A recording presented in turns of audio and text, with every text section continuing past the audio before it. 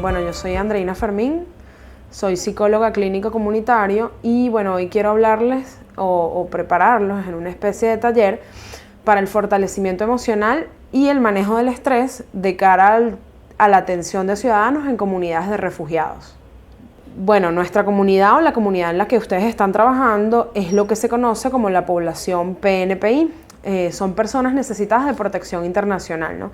Según ACNUR, estas personas, esta necesidad surge cuando una persona se encuentra fuera de su propio país y no puede regresar a él porque estaría en peligro y su país no puede o no quiere protegerla.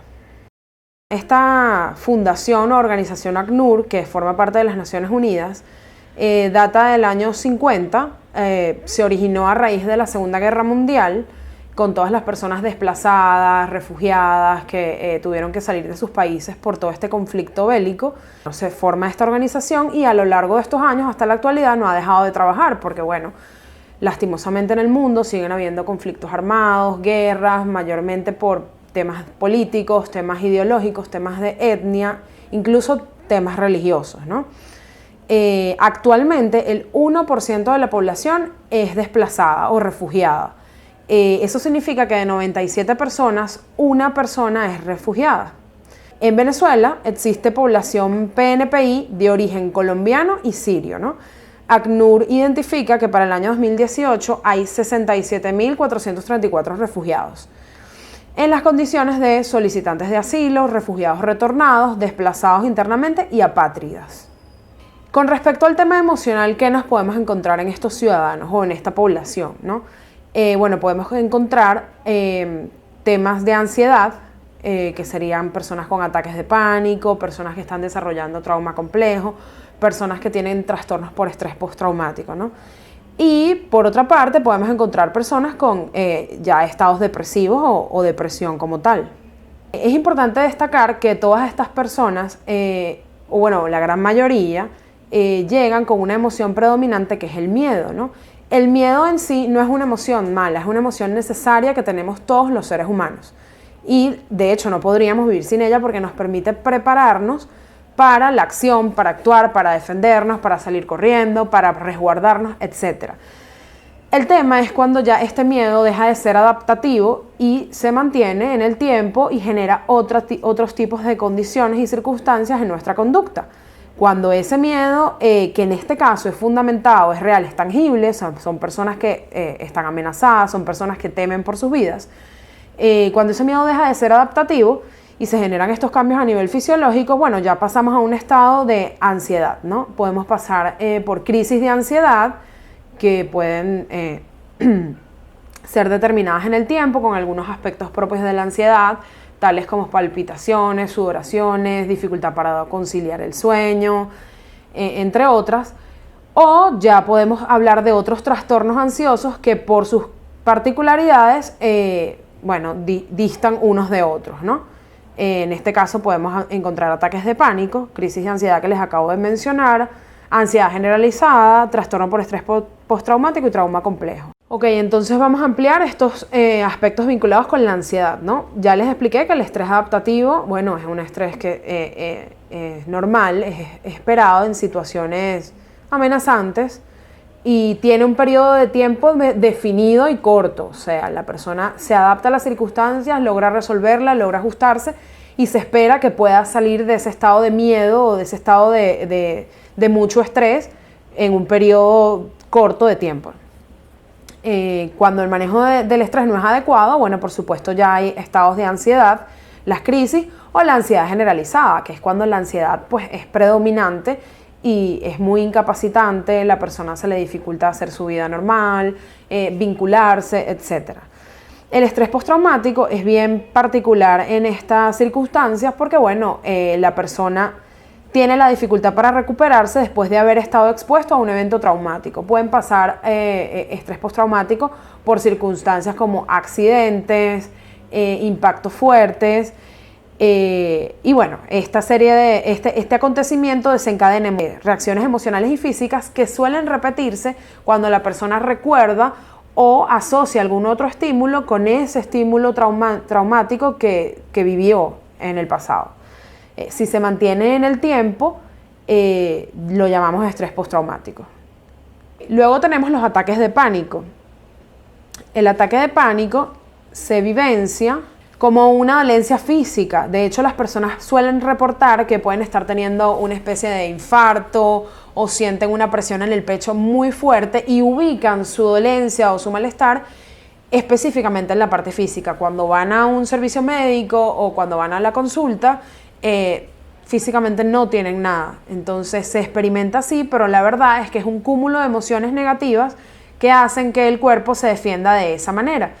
Se experimenta de forma muy intensa y es muy incapacitante para las personas. Cuando lo han vivido, recordar cómo les pasó es algo incómodo para ellos. Y por eso se trabaja en que estos ataques de pánico pues no se vuelvan a repetir. Porque la persona puede ponerse en riesgo, o sea, se puede quedar paralizada y de hecho puede efectivamente sí encontrarse en una situación de riesgo. Cuando hablamos de trauma complejo, esto es un concepto relativamente nuevo en psicología y se caracteriza por estas personas que han estado como sometidas a historiales de trauma sostenido en el tiempo, ¿no? Suele comenzar en la infancia y genera ciertas actitudes y conductas en la adultez. Está asociado a presenciar de forma continua situaciones negativas y traumáticas, por ejemplo, maltrato infantil, violencia de género, abuso sexual, entre otras. Lo podríamos identificar como una acumulación de traumas. Es un concepto, en cuanto a trastornos de ansiedad, es el concepto más nuevo, es bastante complejo, suele haber dificultad para diferenciar qué es lo que se está viviendo, pero bueno, es nuevo porque ha pasado que no se puede encasillar en, por ejemplo, el estrés postraumático, porque no es un evento particular, sino que es una exposición continua a este evento negativo y por eso se conoce en psicología como trauma complejo. Por otra parte, otro de los aspectos emocionales que creo que es fundamental conversar cuando trabajamos con este tipo de población es el aspecto de la identidad, ¿no? Entiendo que tenemos en los refugios personas que se conocen legalmente como apátridas, es decir, que no tienen una nacionalidad, y bueno, esa es una condición que creo que para cualquier ser humano debe ser muy impactante en el sentido de su autorreconocimiento, de su autoestima, de su propio autovalor y cómo se sienten capaces de hacer las cosas, ¿no?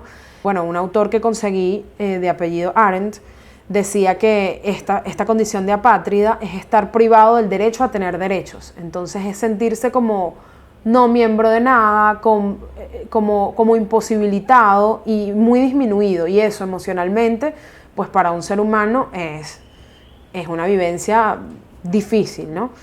En estos temas de identidad también podemos hablar sobre los choques culturales. Si bien entiendo que la población mayormente suele ser colombiana y compartimos muchas cosas culturales, pues bueno, no es lo mismo.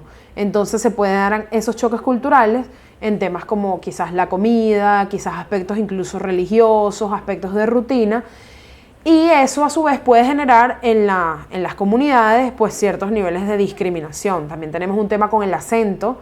Estuve revisando que hay personas que reportan que cuando van a buscar un trabajo o algo por el estilo, cuando escuchan su acento, pueden notar cierta discriminación o no la misma quizás vinculación cuando no los habían escuchado, ¿no? Entonces, bueno, es muy importante esto de tener a las personas o hacer todo lo posible porque estas personas finalmente puedan sentirse parte de un país, sentirse que tienen una identidad, porque, bueno, la verdad es que nuestra propia identidad en lo que somos como seres humanos está vinculada con esta identidad nacional que todos tenemos. Entonces, es importante que ese sea como el fin, porque, bueno, la identidad funciona como un elemento de empoderamiento, sobre todo cuando estas personas han pasado las dificultades que han pasado.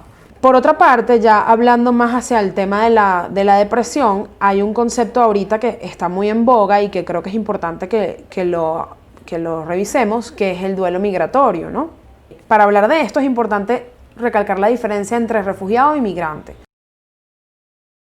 Una persona refugiada es una persona que no tuvo una preparación o un deseo o una intención de salir de su país, sino que por las circunstancias le toca movilizarse y puede hacerlo de forma abrupta, puede hacerlo sin preparación lo cual lo hace totalmente distinto a una persona que decide emigrar, una persona que se prepara, una persona que ahorra un tiempo, una persona que ve opciones, una persona que le ofrecen un trabajo, una persona que lo conversa con su familia, que tiene esas posibilidades. Definitivamente la adaptación va a ser distinta a una persona que no tuvo nada de eso y que tuvo que salir de forma pues abrupta.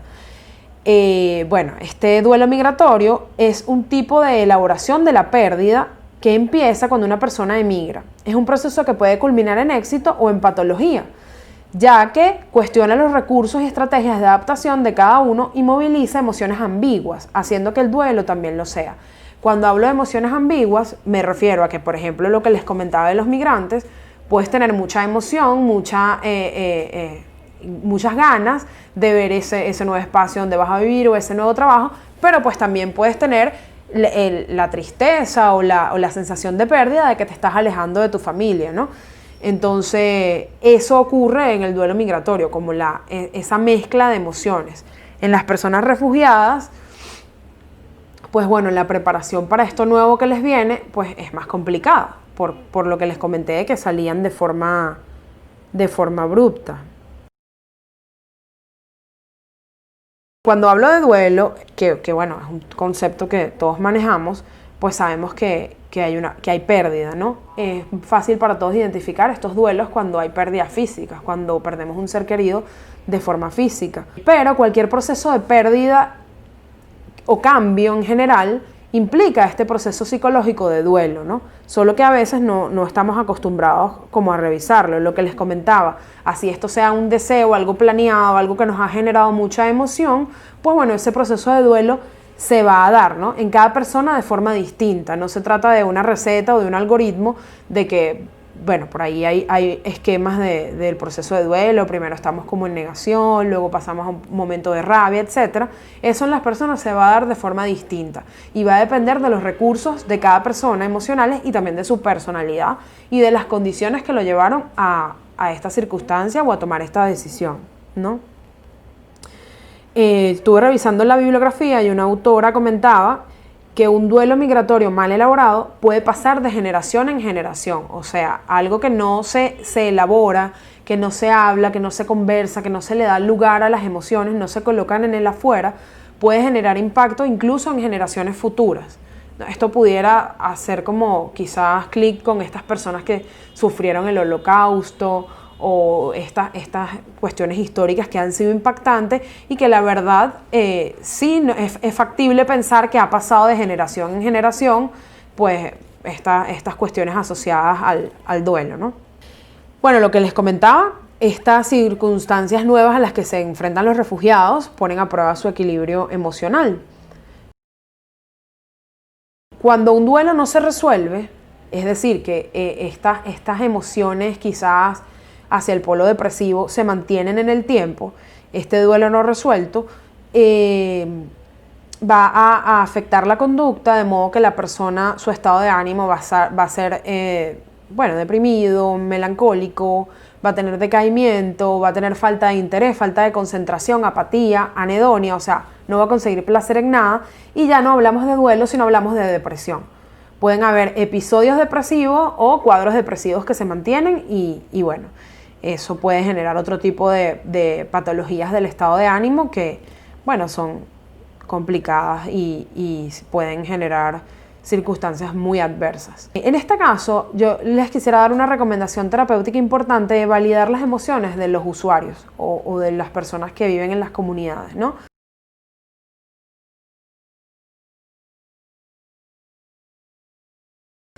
Sabemos que ahorita hay una cultura muy de lo positivo, de sacar lo mejor de sí, pero estas personas cuando llegan o cuando no han resuelto su situación, todavía se sienten en una circunstancia muy adversa y bueno, hay que validar eso, hay que permitir que puedan hablarlo, hay que escucharlos, hay que darles un lugar, ¿no?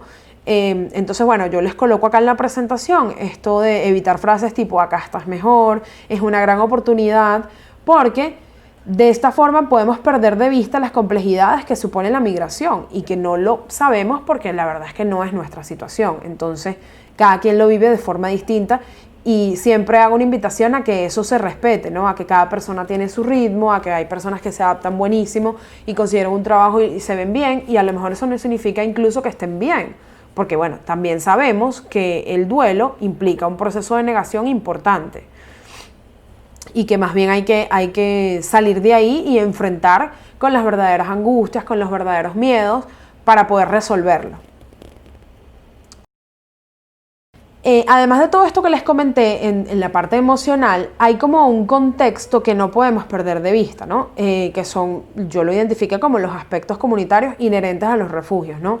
¿Qué podemos encontrar? Podemos encontrar una tendencia a la inestabilidad laboral, podemos encontrar propensión al consumo de sustancias, podemos encontrarnos con situaciones delictivas o con violencia de género.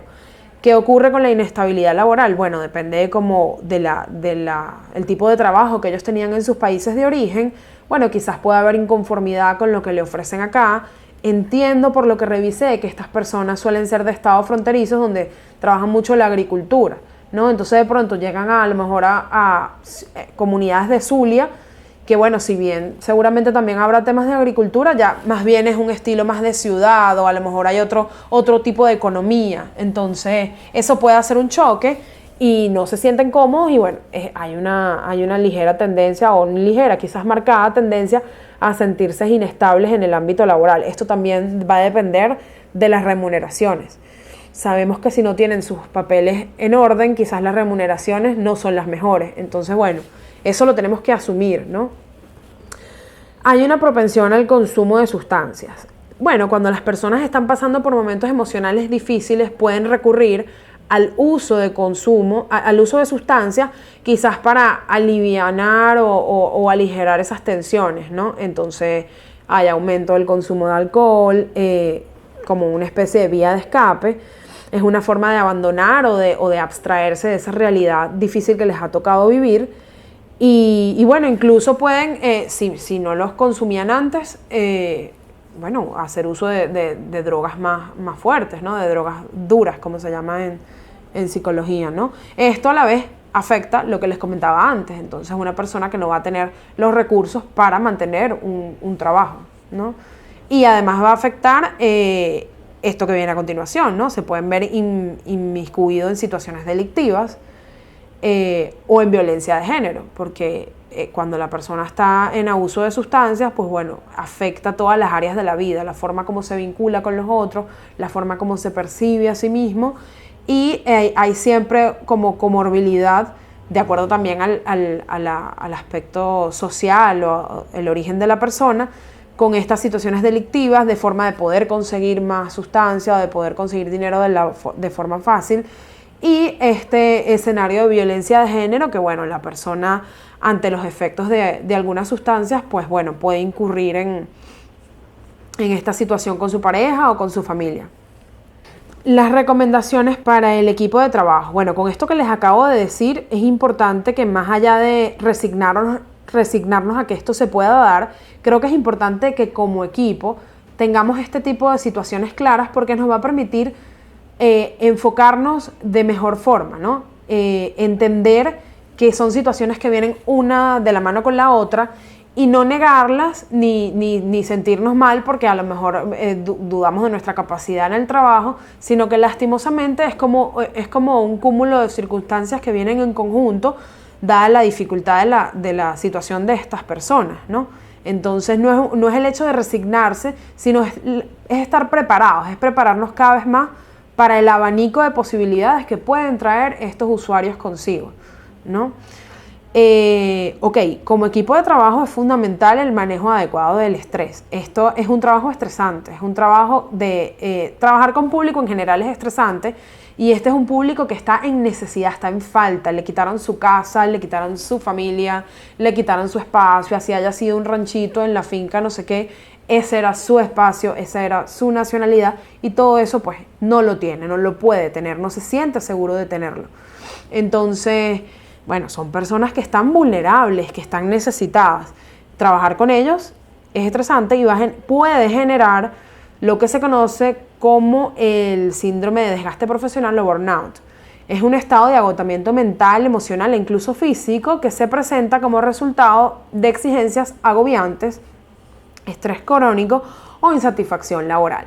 Por supuesto que si yo estoy trabajando con un grupo de personas y los capacité, les di un taller, los preparé, les expliqué un poco de agricultura, que creo que es lo que se hace en este tipo, y después veo que la persona a lo mejor no ha logrado el trabajo o vuelve a tomar o vuelve a tener problemas con su pareja, etcétera, eso va a ser frustrante, ¿no? Porque bueno, uno es humano también y uno crea vínculos, ¿no? No somos máquinas capacitadas o computadoras para reprogramar a estas personas. Somos humanos, tenemos también nuestras personalidades, nuestras propias circunstancias personales y nos vinculamos de forma distinta con todos. Entonces, pues bueno, puede resultar en altos niveles de estrés, dificultades para concentrarse, dificultades para ir al trabajo, rechazo por el trabajo. Por eso hay que tener como estructuradas ciertas cosas para evitar que esto se dé. Fíjense que revisando un poco los trabajos donde podemos encontrar este tipo de situaciones de burnout, tenemos los médicos, los enfermeros, los policías o los asistentes sociales. Yo lo remarco porque me parece que el trabajo que hacemos aquí es eso, una asistencia social. Entonces, creo que es importante destacar, bueno, el alto nivel de estrés al que realmente están sometidos, ¿no? Pero bueno, tratar siempre de que sea de la manera más sana posible, ¿no?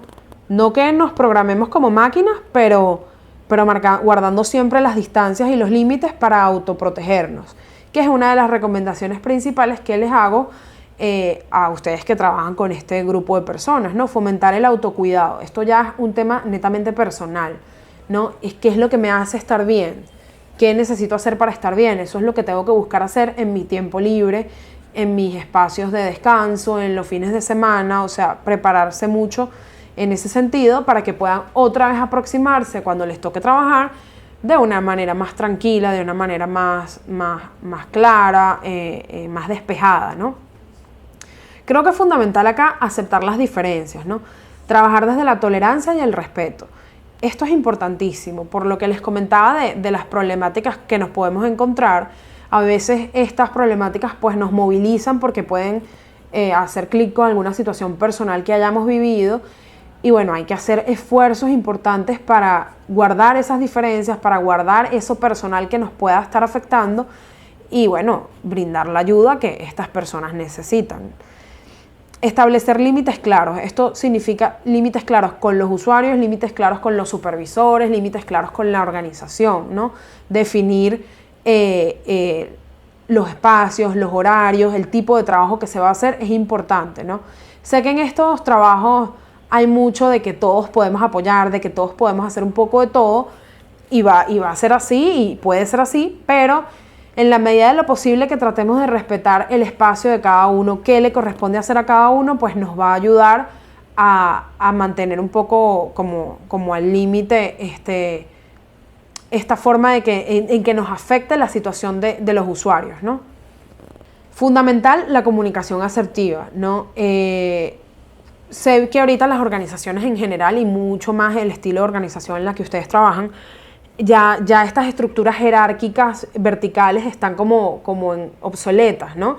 Tratamos de trabajar todos como en igual, pero bueno, siempre tenemos personas que son supervisores o nosotros mismos podemos pensar que por nuestra formación o por la ubicación que tenemos en la organización podemos estar capacitados como para decirle a las personas lo que deben hacer o cómo hacerlo, pero esto se debe hacer de forma asertiva porque, bueno, estamos trabajando con personas adultas, personas que tienen su estilo, que a lo mejor en donde vivían tenían otra circunstancia o eran dueños de su propio ganado, de su propia finca. Entonces es importante mantener la comunicación asertiva en ese sentido. Cuando hablamos de comunicación asertiva, no queremos decir, y está aquí el dibujo para ilustrar un poco, que vayamos a ser como inhibidos o pasivos o reprimidos por un lado o agresivos por otro, pensando que esa es la forma de impartir liderazgo. No, tenemos que ser asertivos en el sentido de que podamos decir lo que queremos decir, pero siempre desde el respeto, siempre pensando cómo se va a sentir el otro cuando escuche esto que le tengo que decir y teniendo eso como bandera, ¿no? Como para organizar esta información que quiero transmitir. Es muy importante cuando hablamos de comunicación asertiva el no engancharse, o sea, el no engancharse en temas ya de índole quizás como emocional, tomarse personal a lo mejor las cosas que un usuario diga o a lo mejor una acción que haya cometido, no tomárselas como personal, porque si bien, como les digo, se forma un vínculo, pues bueno, es un vínculo laboral. No quiero sonar dura, pero la verdad es que el vínculo se debe manejar así, porque es la forma más sana de que vaya a funcionar y de que tanto los usuarios como ustedes como trabajadores lo respeten y le saquen el mayor provecho, que es un provecho terapéutico, porque están ahí para ayudarlos, ¿no? Bueno, y finalmente el tema de la empatía, siempre. O sea, la frase que yo uso para ilustrar la empatía es ponerse en los zapatos del otro. O sea, las dificultades que han pasado estas personas son grandes. Eso no quiere decir que tengamos que verlos desde la óptica de la lástima o la incapacidad, para nada, pero sí ponernos un poco en sus zapatos, entender las limitaciones que pueden tener, entender lo difícil, lo que a lo mejor para nosotros luce fácil, para ellos luce cuesta arriba. O sea, respetar un poco eso y siempre tratar de ser empáticos en cómo decimos las cosas, cómo damos una sugerencia, cómo damos una orden, si es que hay que dar una orden, etc.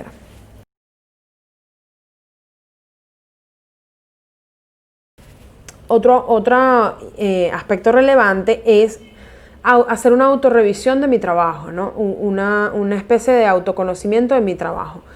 ¿Cuál es mi alcance? ¿Qué quiero lograr? ¿Qué puedo lograr? Tengo que estar claro de mis recursos, tanto emocionales como económicos, como sociales, etc.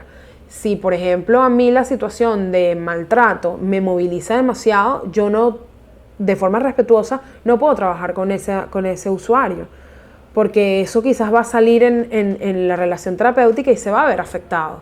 Entonces, claro, tenemos que trabajar desde la óptica de no tener juicios de valor, de ser muy respetuosos en ese sentido, y es válido, es totalmente válido que si hay una situación de esa persona que nos moviliza, pues bueno, marcar distancia y trabajo con otra persona o trabajo con otra área, ¿no? Si el tema de duelo por alguna razón me afecta demasiado, por alguna circunstancia personal, pues entonces yo no me siento capacitada para ese taller, doy otra cosa o ayudo de otra forma, y eso se tiene que hablar, ¿no? Eso no se puede engavetar, eso no se puede guardar, porque eso va a traspasar el vínculo con la persona que estamos atendiendo y lo va a afectar, así como también los va a afectar a ustedes en su área de trabajo, que es lo que no queremos. Otro aspecto importante es la tolerancia a la frustración. Como les dije, no es para resignarse de que las cosas con ellos van a ser cuesta arriba o van a ser difíciles, pero sí conocer sus circunstancias y tratar de trabajar esa tolerancia a la frustración. No van a salir bien las cosas a la primera, hay que intentarlo otra vez, hay que apoyarlos, hay que motivarlos. Entonces es importante tener en cuenta esa circunstancia para trabajar eso ya más a modo personal, ¿no? Como trabajadores de la organización. Entonces, bueno, finalmente me gustaría escuchar sus preguntas ya para enriquecer esto, porque, bueno, creo que lo interesante es poder establecer un espacio para el feedback y, bueno, poder aclarar sus dudas o sugerencias de lo que quieran profundizar. Gracias.